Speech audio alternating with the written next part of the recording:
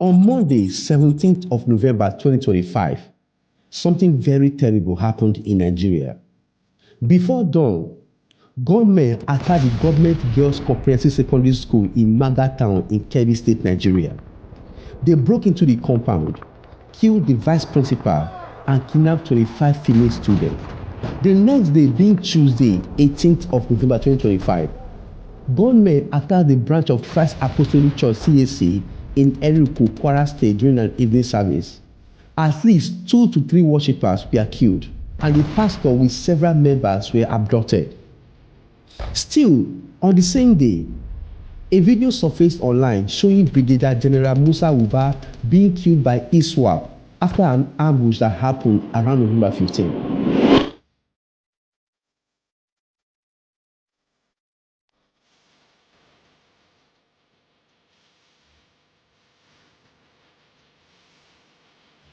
These attacks happened weeks after the President of the United States declared Nigeria a country of particular concern over what he described as Christian genocide. Thousands and thousands of Christians are being killed. Radical Islamists are responsible for this mass slaughter. I am hereby making Nigeria a country of particular concern. That's a legal definition.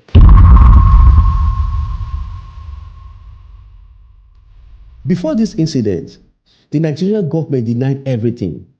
They denied the killings. They denied the numbers. They denied the attack.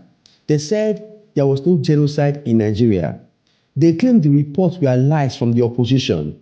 They said both Christians and Muslims were being killed, and the media was exaggerating. The perception in some quarters that that's what is called religious genocide in Nigeria. Is there not? No, there isn't. And what we are seeing is that people are being killed, and Christians are being killed in some parts, just as Muslims are also being killed. It's a sad one. But here is a question. Is there genocide in Nigeria? Are Christians being targeted? Is there terrorism in Nigeria, or is terrorism increasing in Nigeria? To answer this question, we must go back to the very beginning, the origin of Boko Haram, the origin of bandits, and the hidden history of terrorism in Nigeria. Their secret strategies, their rise, and how they became more powerful than the Nigerian government. My name is Prince Theophilus, and this is Fame and Fallout.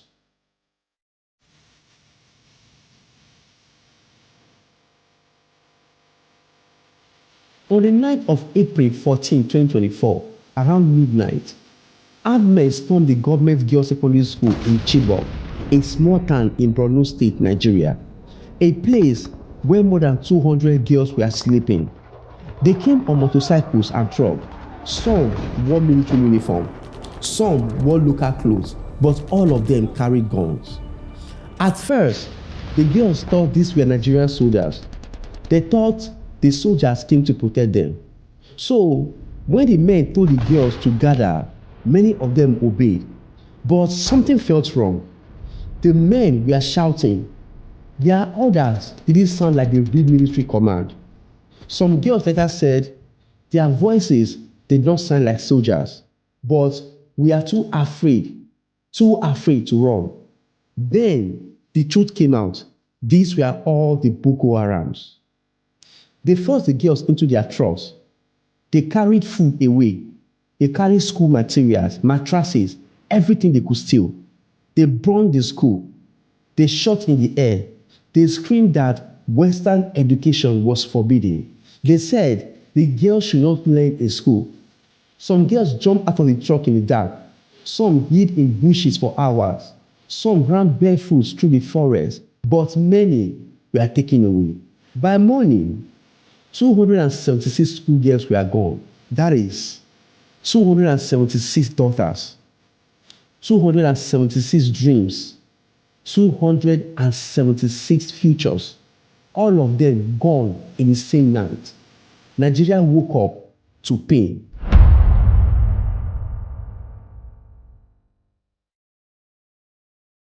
When the news spread, the whole country expected the government to act fast. People expected helicopter search. People expected emergency response. People expected statement from the president, but something unbelievable happened. For days, there was confusion, silence, and even denial. Some government officials said nothing happened. Some said the girls were not kidnapped. Some said the school was lying. Some said the story was exaggerated. Parents were crying. Villagers were screaming. But the government was moving slowly as if nothing serious happened. This was the moment many Nigerians realized something. The people in power did not even understand the size of the danger. As the confusion continues, one woman stepped out and shouted louder than everyone else. Her name was Obi Ezekwesili, the former Minister of Education. Her voice shook the entire nation. She demanded justice. She demanded rescue. She demanded answers. She demanded the truth. And she helped start a movement that went global. Bring back our girls. Social media exploded. International media arrived. Celebrities spoke out. World leaders spoke out. People around the world carried a placard with the same message, bring back our girls. For the first time, the world was looking at Nigeria's suffering, but Boko Haram was growing stronger and the Nigerian government was doing nothing about it.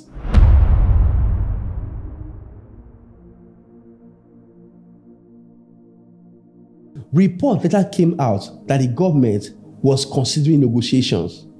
Some people said Boko Haram wanted to exchange the girls for captured fighters.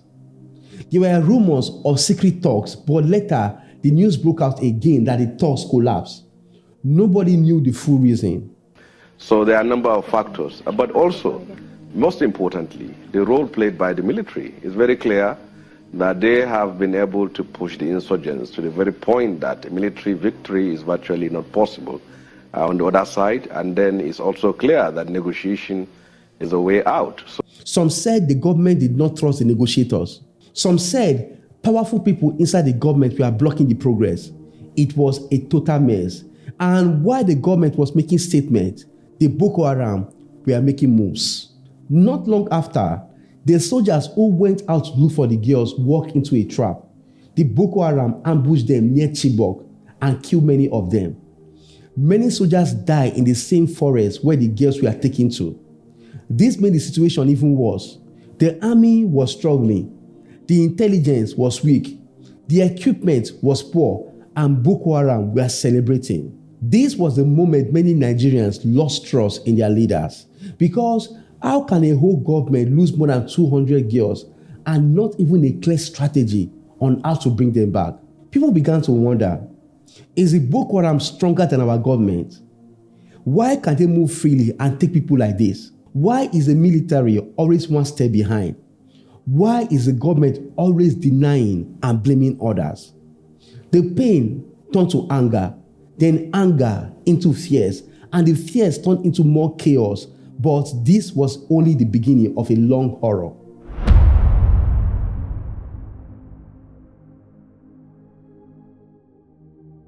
The Chibok tragedy was not just a kidnapping. It was a warning, a sign that the Boko Haram was no longer a small extremist group hiding in the forest. They were now a powerful force, well-armed, well-organized, fearless, and bold enough to challenge the Nigerian state openly. After Chibok, Boko Haram carried out more bombings, more killings, more kidnappings. The northeast turned into a battlefield. Villages were destroyed. Markets were burned. Boys were taken and forced to fight. Girls were taken and forced into marriage and slavery. Bombs exploded in Abuja, Kano, Yobe, Plateau, Borno, everywhere. Chibok was the moment Nigerians realized that this was war, not robbery, not random violence. But you know the worst part? The government was not ready.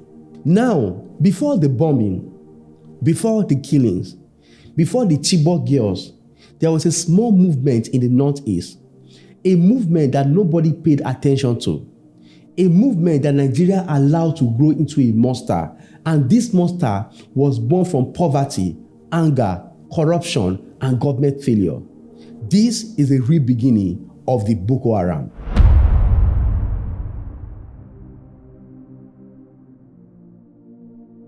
In the year 2020, Borno State was suffering. There was poverty everywhere. There were no jobs. There were no opportunities. The schools were weak, the roads were bad, and the people were frustrated. So, one day, a young man stood up with anger and said, "Enough is enough." His name was Mohammed Yusuf. He was a young, charismatic, and intelligent young man who lived in Maiduguri in Borno State, Nigeria.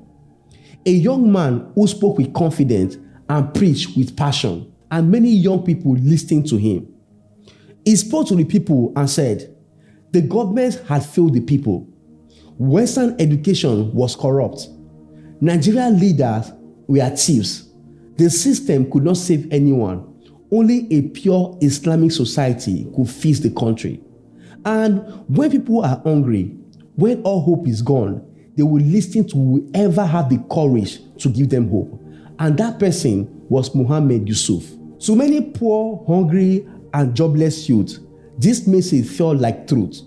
And when he started the movement, people followed him easily. And this was the beginning of chaos.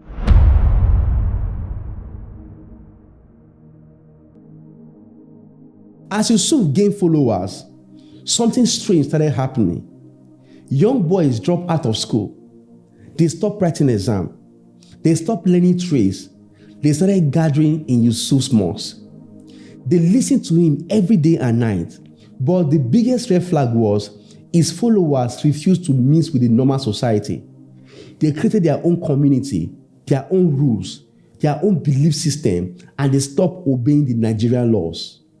This was a very early stage of radicalization. Security agencies saw it. Traditional rulers saw it. Politicians saw it, but nobody took action. Nobody wanted trouble. Nobody wanted to lose votes. Nobody wanted to challenge a growing crowd. So Nigeria looked away and the fire kept burning. At first, Boko Haram did not start as a violent group. They were more like a cult with extreme beliefs. But everything changed around 2009.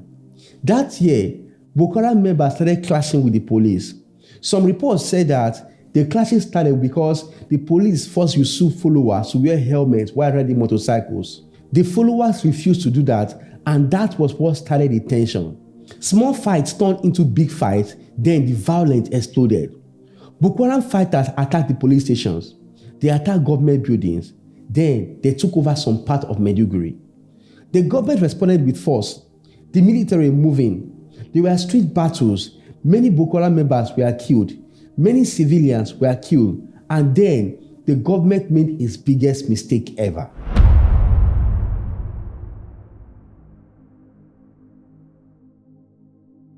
Mohammed Yusuf was arrested during the chaos.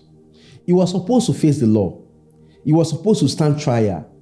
He was supposed to reveal secrets about the group, but instead, he was executed in the police custody just like that.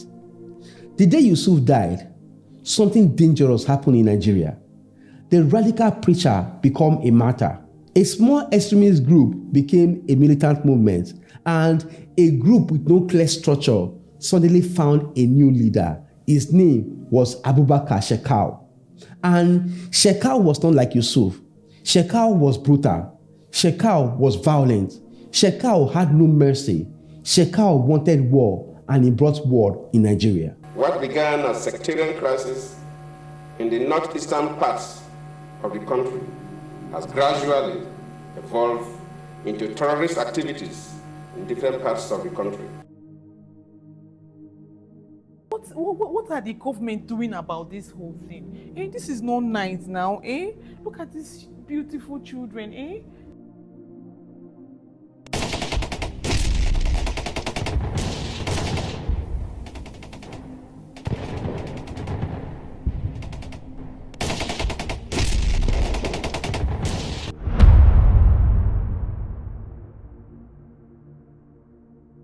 After Yusuf died, his followers scattered. Some ran to the forest, some ran to Niger, some ran to Chad, and some ran to Cameroon. During this time, the government believed that Boko Haram was finished. They believed the group had collapsed. They believed the problem was over, but they were wrong. While Nigeria relaxed, Boko Haram regrouped. They trained, they recruited, they armed themselves, they created secret camp, they found sponsors, they studied the military, they studied the terrain, and they studied the weakness of the government. And slowly, quietly, dangerously, they came back. They came back stronger, smarter, and more angrier than they were before.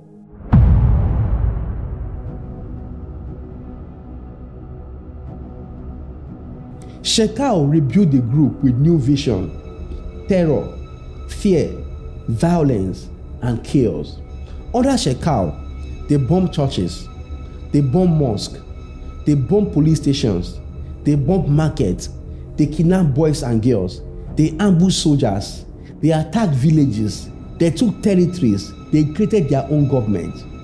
Abubakar Shekau wanted to show the world that Boko Haram was no longer just a group. It was now an army, and the Nigerian government was not prepared for it. Many people started asking, how did Boko Haram become so powerful? How can a small group fight the Nigerian military? But here is the truth. Boko Haram grew because the system was weak, and here are the real reasons. Number one, poverty and failure of the leadership. Northern Nigeria had been neglected for decades. No jobs, no opportunities, no investment. So when Boko Haram came with money and promises, the youth joined them. Number two, corruption in the military. Money meant for weapons disappeared. Money meant for soldiers were vanished. Money meant for intelligence disappeared. So the soldiers were not equipped. They were not trained properly. They were not paid well. In fact, some of them even ran away during battles. Number three, political games. Some politicians used Boko Haram as a tool against their enemies. Some of them wanted to weaken Goodluck Jonathan's government. Some spread misinformation. Some blocked investigation. Nigeria became divided while Boko Haram became united and powerful. Number four, the borders were open. Nigeria border with Niger, Chad, and Cameroon were not secure. So militants would move freely, weapons move freely, and trucks moving freely. Number five, the government underestimated them. For years, the government thought Boko Haram was small. They thought it was just noise. They did not understand the danger early enough. They did not act fast, and by the time they realized it, it was too late. By 2013 and 2014, Boko Haram had grown so strong that they started doing something shocking. They began to capture towns. They hoist their flags. They control roads. They collected taxes. They ruled villages, and they declared a caliphate. This was the moment the world finally paid attention. And this was the moment that led to the kidnapping of Chibok Girls. The moment when Boko Haram wanted to show the world that they had arrived.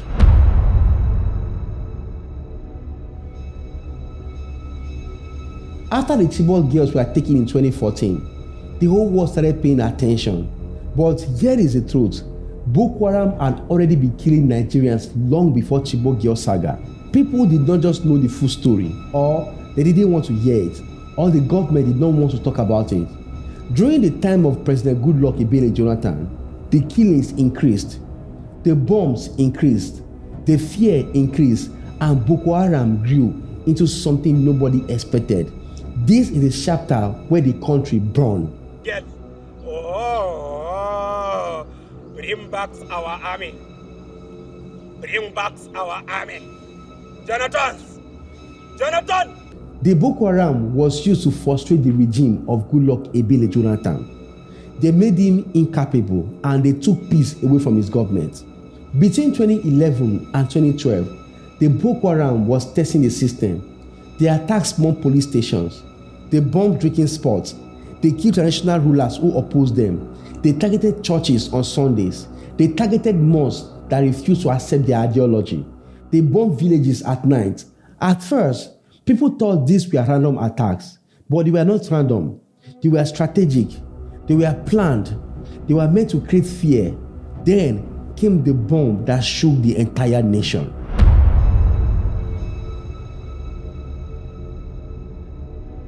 On the 26th of August 2011, the Boko Haram drove a car filled with explosives into the United Nations building in Abuja. the heart of international diplomacy, the symbol of global peace, and they exploded the place. The explosion killed workers, guards, cleaners, and innocent people. The bomb did not only break the building, it broke the illusion that the Boko Haram was a local problem. And for the first time, the whole world realized that Nigeria was facing international level terrorism. This attack alone should have changed everything, but the government struggled to understand what was coming next. The state of Maiduguri became their battlefield. From 2011 to 2014, this city saw what nobody ever witnessed. Bombs exploded in markets, bus stops, churches, mosques, schools, military checkpoints, and residential streets. People slept with fear. People woke up with fear. People lived with fear. And yet, the government was saying Boko Haram will soon be defeated. But yet, nothing changed.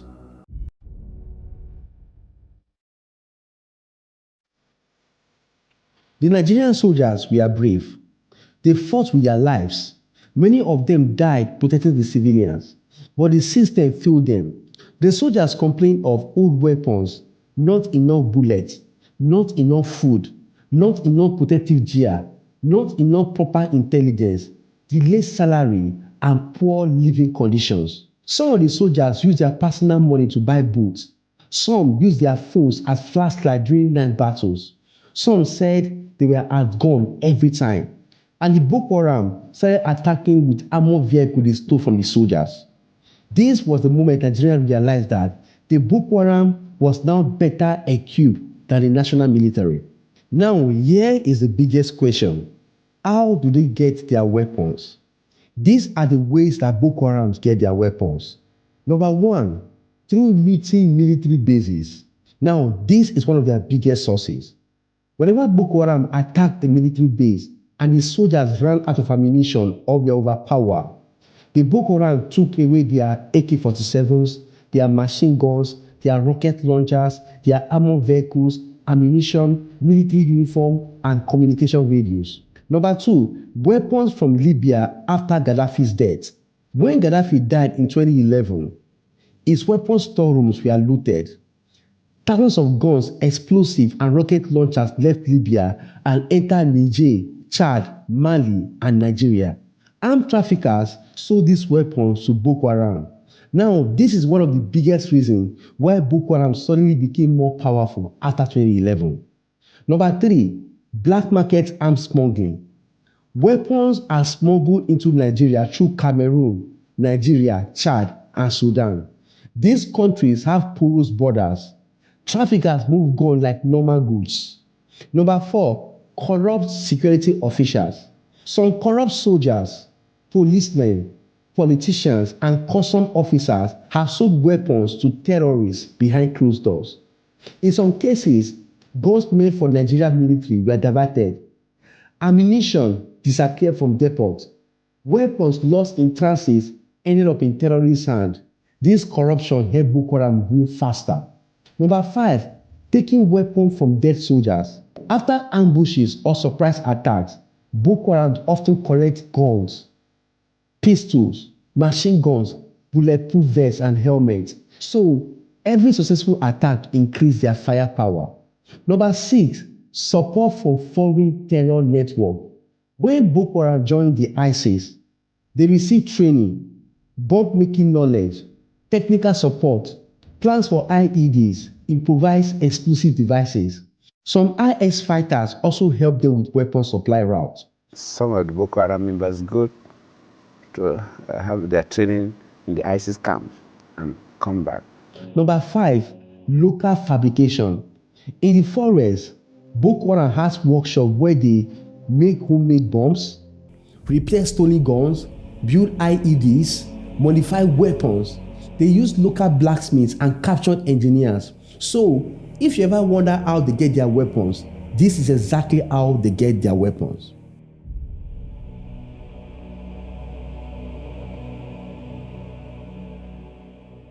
During Goodluck Jonathan's era, Boko Haram carried out some of the deadliest attacks in Nigeria history. And here are some of the major ones. Number one, Baga massacre in 2013, where hundreds of people were killed. Thousands of homes were burnt. Bodies were left on streets. Satellite images later showed the entire neighborhood turned into ashes. Number 2, the Kano bombings. Boko Haram carried out multiple attacks in Kano, the biggest city in the north. Police headquarters, markets, and churches were burnt. Number 3, the Yobe school massacre. In Yobe, Boko Haram walked into boys' school at night and slaughtered students in their sleep. Number 4, the Bulugadi mass killing. In 2014, 59 boys were murdered in one night. They burned some, they shot some, they cut some. This was one of the darkest nights in Nigerian history. But then, every week, government officials went on TV and told Nigerians, Boko Haram is technically defeated. They said, we have killed their leaders. But executing the country was Boko Haram. Boko Haram has technically been defeated. They said everything was under control, but the killings continued. Every time they killed one leader, another leader appeared. Every time they destroyed one camp, Boko Haram built 2 more camps. Every time the government made a speech, the Boko Haram made a bomb. This is when Nigerians began asking, why is the government talking while the Boko Haram were acting?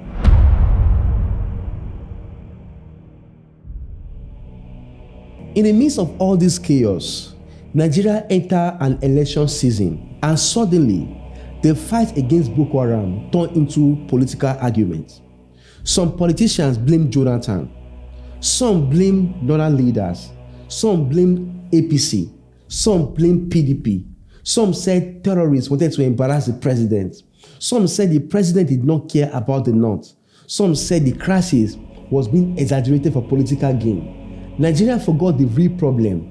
Instead of fighting Boko Haram, politicians fought each other and Boko Haram grew stronger and stronger.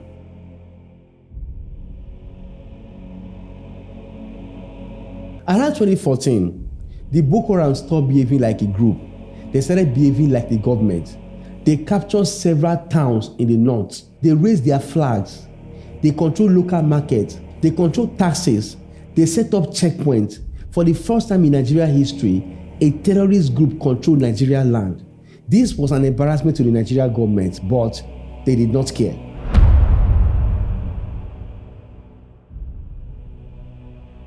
In March 2015, the Boko Haram pledged allegiance to ISIS. Before we understand this story, we need to understand who the ISIS are. ISIS is one of the most dangerous terrorist groups in modern history. It means Islamic State of Iraq and Syria. These are terrorist groups that started in the Middle East, mainly Iraq and Syria. Before ISIS existed, there were another group of terrorists called Al-Qaeda in Iraq. After the US invaded Iraq in 2003, the country became unstable and violent. This government allowed Al-Qaeda to grow, and around 2013 and 2014, Al-Qaeda changed its name and rebranded to ISIS. In another documentary, I'm going to tell you the story of Al-Qaeda and ISIS. Let me know in the comment section if I should. And don't forget to subscribe and turn on the bell button so you will not miss the story. Now, back to the story. When Boko Haram pledged allegiance to ISIS, this changed everything. Now, ISIS sent support to them. They sent training. They shared ideology. They improved Boko Haram strategy. They turned them into an international franchise called ISWAP. ISWAP means Islamic State West African Province. Now, let me break it down. Islamic State refers to ISIS.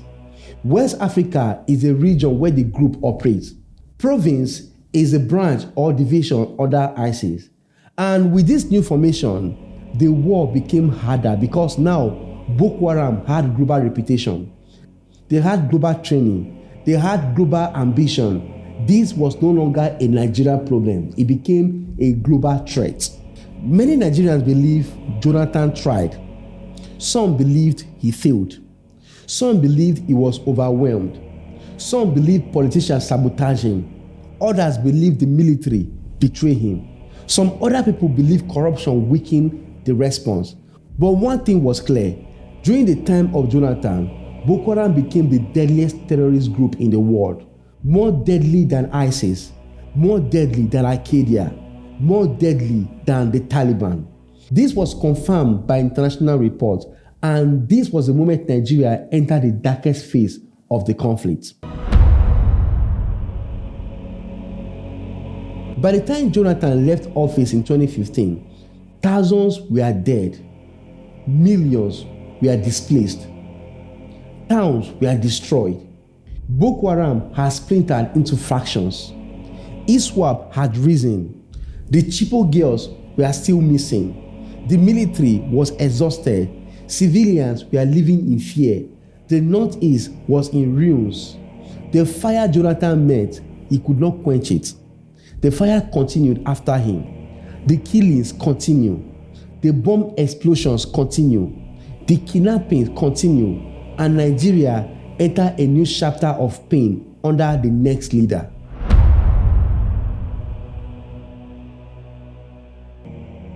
When President Goodluck Jonathan left office in 2015, Nigerians were tired of the killings, tired of the bomb, tired of living in fears, tired of the confusion.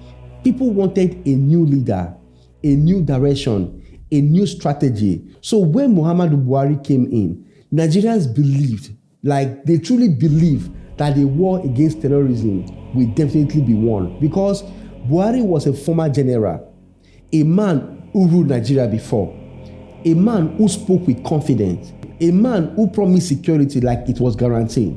On the day he took the oath of the office, he said, "We will defeat Boko Haram." People clapped for him. People hoped for change. But what came next, nobody expected it. When Buhari became president, the first few months looked promising. The military became more active. The soldiers were sent to the front line. Airstrikes increased, and the government told Nigerians that Boko Haram was now technically defeated. In the middle of last year, 2 local governments were completely lost to the insurgents. And as I speak to you now, we have just 1 major town to take to complete the retaking of these 2 local governments, and that is Gonori. But deep inside the forest, something else was happening. Boko Haram was not dead. They were changing. They were evolving. They were preparing for a new phase of war, because the group had split into 2 deadly factions. After Shekau pledged allegiance to ISIS, many Boko Haram commanders were not happy.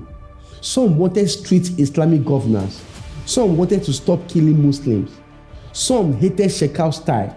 Some of them believed he was too brutal even to his own people. So the group divided into 2 factions. The first faction is Shekau's Boko Haram. Now, these ones are brutal, fearless, focused on mass killing. They love bombing markets and mosques. They love kidnapping girls and force them into marriages. They kill anyone who disagrees with Shekau. Number 2, the ISWAP, that is ISIS West African Province. These groups were more organized. They were more strategic. They collected taxes. They allowed communities to farm. They focused their targets mainly on the military. They received direct training from ISIS. This split made the war more complicated, because now Nigeria was not fighting one group. Nigeria was fighting 2 monsters. Between 2015 and 2017, the Nigerian government announced many victories on the territory the Boko Haram took away. They said, "We have taken back Bama. We have recaptured Gwaza. We have liberated Kondunga. We have cleared the Sambisa forest." But the truth was not that simple. Yes, the military took over many towns. Yes, Boko Haram ran away from some areas. Yes, Nigerian flags were raised, but Boko Haram did not disappear. They simply changed strategy. They stopped holding towns. They started hitting from shadows. They used landmines, suicide bombers, ambush attack, night raid, roadside bombing, and attack on the military bases. These new strategies was more deadly, more unpredictable, more painful. The war was no longer about capturing towns. It was now about controlling the roads, controlling the villages, controlling the truth.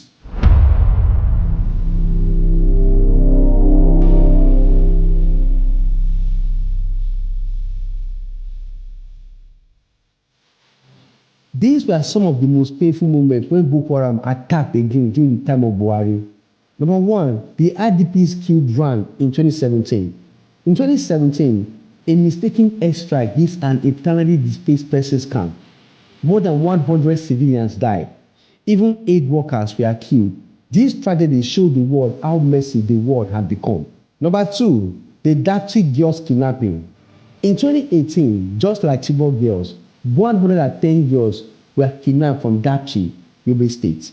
The kidnappers dropped almost all the girls back later except Leah Sharibu, who refused to convert. The Boko Haram told the girls to convert to Islam if they wanted to be safe. All the girls accepted and converted to Islam, so they were returned back to Yobe State.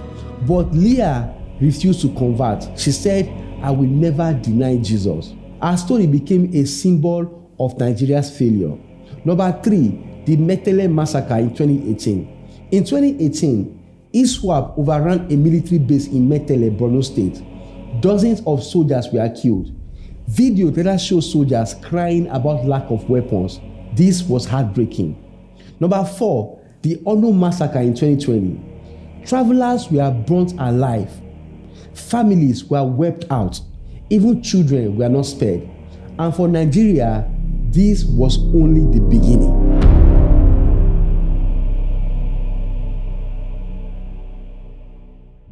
While Nigeria focused on Boko Haram in the northeast, another group started gathering in the northwest, a group called Banditry.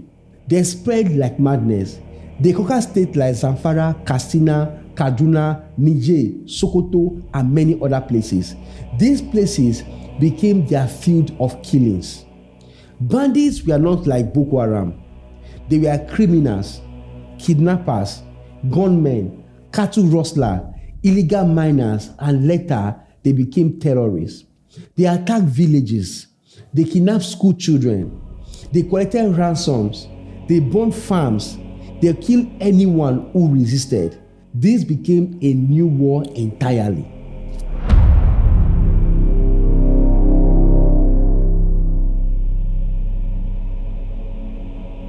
At the same time, another conflict exploded: farmers versus Fulani Herdsmen. This was not a new conflict. It was a land problem that had been growing for decades. But around 2016 to 2020, it became extremely violent.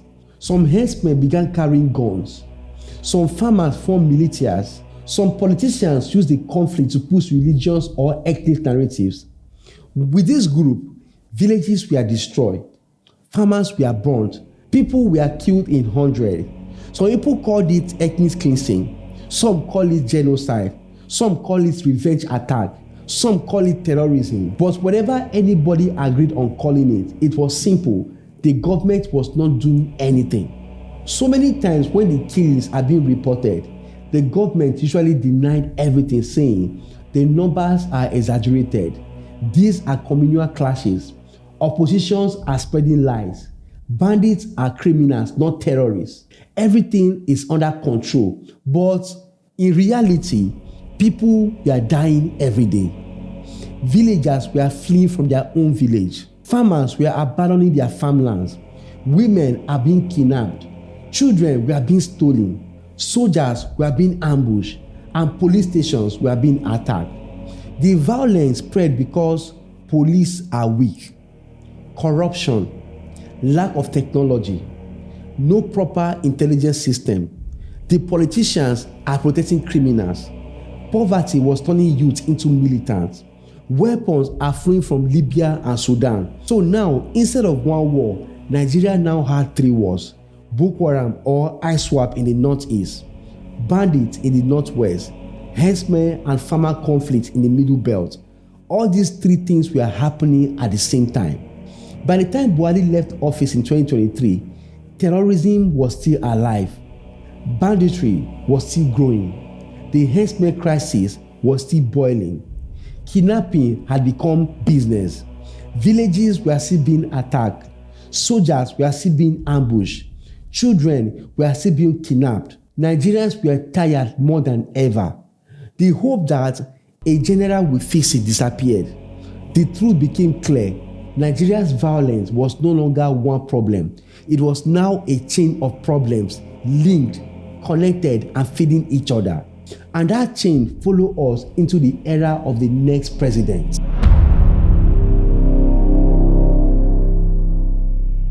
Before Bola Ahmed Tinubu took over, he promised to end insecurity. And most people believe him because during the regime of Goodluck Jonathan, he was very vocal about criticizing government on the issues of insecurities. In fact, he had told Goodluck to resign severally if he's unable to protect lives and properties. But when he emerged as president, Nigeria entered a new chapter of bloodshed. A chapter where killings became normal news. A chapter where massacres happened almost every week. A chapter where villages were wiped out overnight. A chapter where government denial became louder than ever. This is the chapter Nigerians will never forget. Barely weeks after Tinubu entered the office, gunmen, terrorists, bandits, call them whatever you want, started attacking villages again. Plateau State was burning. Benue State was bleeding. Kaduna was under siege. Zamfara was lawless. Niger State was unsafe. Kogi was crying. Nasarawa was shaking. Every week there was a new massacre. Bodies were found in shallow grave. Children were shot. Women were kidnapped. Fathers were burned alive. Entire communities were displaced, and people kept asking, why are these killings happening again? Why is nobody stopping them? Plateau State became the center of death. Villages like Mangu, Bokos, Riyom, Bakilade, just south were attacked repeatedly. Gunmen came at night, well-armed, coordinated, moving like trained soldiers. They burned houses. They surrounded farms. They killed everybody they saw. They chased families into forests. And when the government was asked questions, all they said was, we are investigating. The media is exaggerating. It is a communal crash. But the people on ground said, this is not communal crash, this is genocide. The word genocide is heavy. It means an attempt to wipe out a group of people. Many Nigerians began to feel that what was happening in Plateau and Benue looked too organized, too consistent, too targeted to be random. Everything Bola Ahmed Tinubu complained about, everything he stood against became normal when he became the president of Nigeria.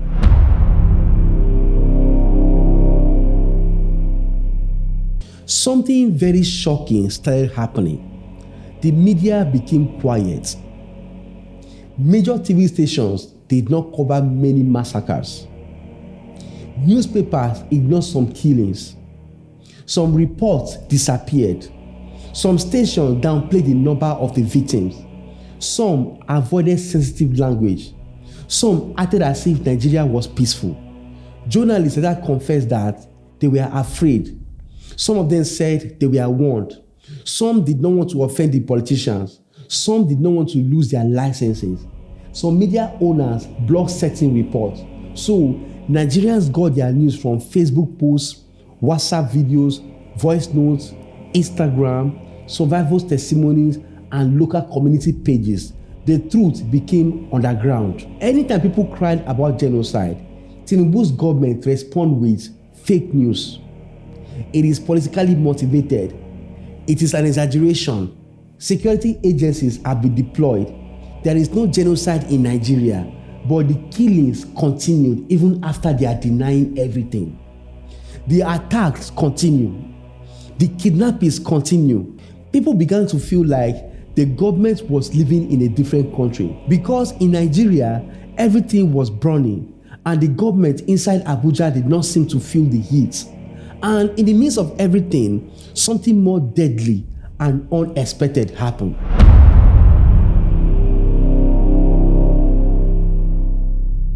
One man by the name Sheikh Ahmed Gumi appeared on national TV and social media platforms, and what he said shocked the entire country.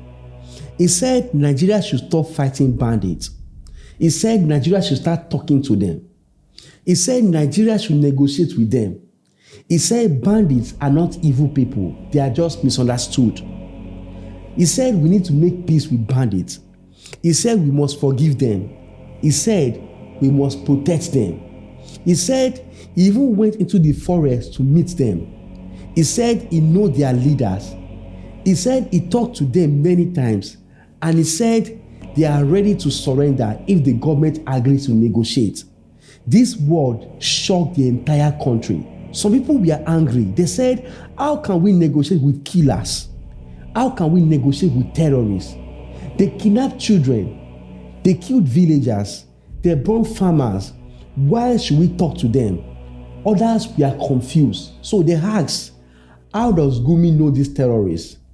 How was he able to enter into the forest safely? Why do they listen to him? And why is the government not questioning him? The big question is, who is Sheikh Ahmed Gumi? Well, the story of this man is a long story, and this documentary cannot contain it. If you want me to talk about it, let me know in the comment section. And make sure you subscribe to this channel and turn on the bell button so you will not miss other amazing documentaries like this. If you find this video very informative, you might also like to watch the secret strategies Bola Ahmed Tinubu used to capture Nigeria. Click here right now to watch it, or click the playlist right here to watch more fame and fallout stories.